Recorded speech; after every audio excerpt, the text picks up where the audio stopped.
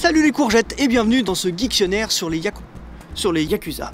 Le mot Yakuza évoque une main perdante lors d'une partie du jeu de cartes Ochokabu. Ce mot signifie donc perdant, bon à rien, donc par extension exclu de la société. Leur origine vient du XVIIe siècle lors de la démobilisation des samouraïs. Devenus des ronin, certains de ces samouraïs sans maître se mirent à piller et tuer les villageois. On les surnomma Kabukimono, c'est-à-dire les fous.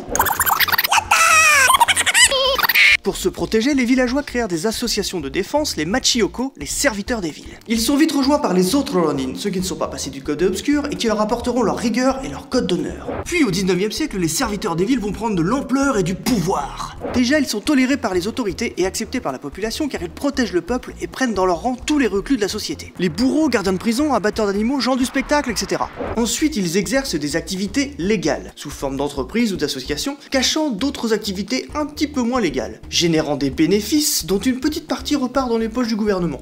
Ça aide. En 1945, babam, Deuxième Guerre mondiale, les troupes US dispersent les forces policières nippones qui ne peuvent plus lutter contre les mafias coréennes et taïwanaises. Heureusement, les Yakuza sont là pour aider les gentils policiers à gérer les méchantes mafias étrangères. En contrepartie, les autorités ferment les yeux sur les activités de drogue, de prostitution et de gestion du marché noir, quasi nécessaires dans le Japon d'après-guerre. On dénombre aujourd'hui plus de 87 000 Yakuza répartis en 4 familles. Yamaguchi-gumi, Sumiyoshi Rengo, Inagawa Kai et Taoyuan.